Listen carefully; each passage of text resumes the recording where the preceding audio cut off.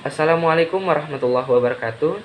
Saya Muhammad Andri Juniawan, mahasiswa Teknik Komputer angkatan tahun 2021. Dalam video ini saya akan membahas mengenai pentingnya komunikasi dalam bisnis. Adapun video ini saya buat untuk memenuhi tugas mata kuliah komunikasi bisnis. Komunikasi adalah elemen yang penting untuk membentuk kehidupan bersosial yang lebih baik. Dalam sebuah bisnis, komunikasi menjadi salah satu faktor penting dalam keberhasilan pencapaian usaha. Dengan komunikasi yang baik, pebisnis bisa menjual produk yang dimiliki dengan lebih baik dan juga bisa menghindari terjadinya kesalahpahaman antar kedua belah pihak. Dalam kegiatan bisnis seperti pemasaran, pastinya membutuhkan komunikasi yang lebih baik, terutama kepada konsumen, agar produk yang dimiliki bisa diterima sepenuhnya. Komunikasi dapat dilakukan secara verbal maupun non-verbal. Dalam berkomunikasi juga terdapat pendapat, ide, gagasan, maupun informasi yang disampaikan untuk kepentingan bisnis. Misalnya pembuatan strategi bisnis. Pada praktiknya, komunikasi dapat dilakukan secara personal maupun impersonal. Dan dalam setiap iklan lowongan pekerjaan biasanya ditemui syarat agar karyawan bisa berkomunikasi dengan baik. Dalam bisnis, ada dua jenis komunikasi yang harus kita ketahui. Yang pertama adalah komunikasi horizontal, yaitu cara berkomunikasi yang tujuannya untuk menjalin hubungan baik antara atasan yang setingkat dan diwujudkan biasanya dengan mengadakan pertemuan secara berkala. Kemudian yang kedua adalah komunikasi vertikal, yaitu proses penyampaian informasi dari atasan kepada bawahan atau dari bawahan kepada atasan. Contohnya, setiap pegawai harus memberikan laporan kepada atasan setiap harinya dengan tujuan agar bisa mengkoordinasikan semua kegiatan agar sumber daya manusia perusahaan bekerja optimal dan operasional perusahaan berjalan dengan lancar sesuai dengan tujuan. Dari kondisi seperti itulah komunikasi bisnis sangat penting diterapkan kepada semua pelaku bisnis, baik sebagai atasan maupun bawahan. Selain itu, ada beberapa faktor juga nih yang berpengaruh terhadap komunikasi bisnis. Yang pertama adalah persepsi. Setiap komunikator atau orang yang berbicara harus mampu melakukan prediksi bahwa apa yang disampaikan akan mudah diterima dengan jelas oleh komunikan atau orang yang mendengarkannya. Kemudian yang kedua adalah kredibilitas. Dalam komunikasi itu juga komunikator harus bisa meyakinkan kepada komunikan sehingga terjalin kepercayaan antar keduanya. Selanjutnya yang ketiga adalah kecocokan. Dengan kecocokan, kedua belah pihak akan terjalin hubungan yang lebih baik dan menyenangkan, sehingga saat berkomunikasi menjadi merasa sangat percaya dan nyaman. Kemudian yang keempat adalah ketepatan.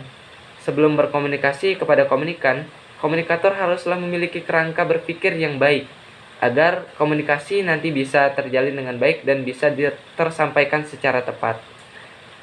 Selanjutnya ataupun yang terakhir adalah pengendalian. Pengendalian diri dalam komunikasi sangat penting, karena komunikasi adalah proses memberikan umpan balik atau tanggapan terhadap lawan bicara terhadap suatu ide. Selain itu, saat komunikasi berlangsung, agar selalu dilakukan pengendalian tentang maksud dan tujuan utama komunikasi bisa tetap terjaga.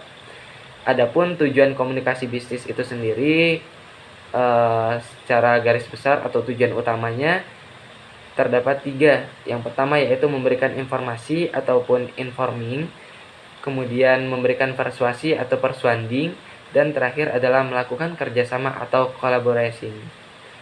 Yang pertama, memberikan informasi. Informasi yang disampaikan itu adalah informasi yang ada ikatannya dengan bisnis dan disampaikan dengan cara yang baik dan tepat. Contohnya, seorang direktur mencari kandidat untuk menjadi sekretaris baru dengan segala persyaratan yang harus dipenuhi dan dipasang di media sosial maupun media cetak. Nah, pemasangan iklan di media cetak dan online inilah yang dinamakan memberi informasi dalam bisnis, yaitu informasi untuk mencari sekretaris baru. Kemudian yang kedua adalah memberikan persuasing. Persuasing itu adalah komunikasi yang digunakan dengan tujuan untuk meyakinkan atau mempengaruhi orang lain. Dengan komunikasi bisnis, persuasing banyak dilakukan, terutama pada hal yang ada hubungannya dengan negosiasi bisnis. Dan yang terakhir adalah melakukan kerjasama. Dengan melakukan kerjasama yang baik antar kedua belah pihak, maka untuk bisa mencapai keberhasilan dalam bisnis menjadi lebih mudah. Komunikasi dalam bisnis memang penting diterapkan dengan baik, sehingga lebih mudah dalam mencapai keberhasilan bisnis. Adapun contoh kegagalan komunikasi dalam bisnis, yaitu beberapa waktu lalu, salah satu brand fashion muslim mengalami masalah internal. Bahkan di Tengarang, sejumlah praduga mengemuka di kedua pihak masing-masing saling mengklaim bahwa dia yang paling benar, sehingga sejumlah keluar yang menyebabkan permasalahan tersebut bukannya terselesaikan, namun bertambah pelik. Permasalahan komunikasi yang muncul dalam brand tersebut terjadi ketika ada perubahan sistem, di mana dalam perubahan sistem tersebut, brand tersebut hanya mengkomunikasikan pemilihan sistem melalui pesan broadcast dalam aplikasi Telegram.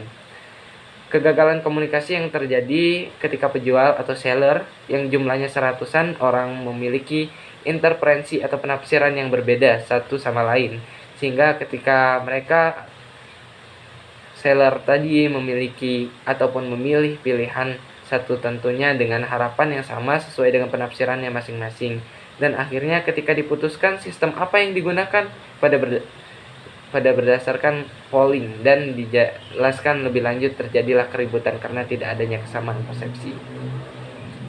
Mungkin itu saja materi terkait dengan pentingnya komunikasi dalam bisnis dari saya. Apabila ada salah kata, saya mohon maaf, dan kepada Allah saya mohon ampun. Wassalamualaikum warahmatullahi wabarakatuh.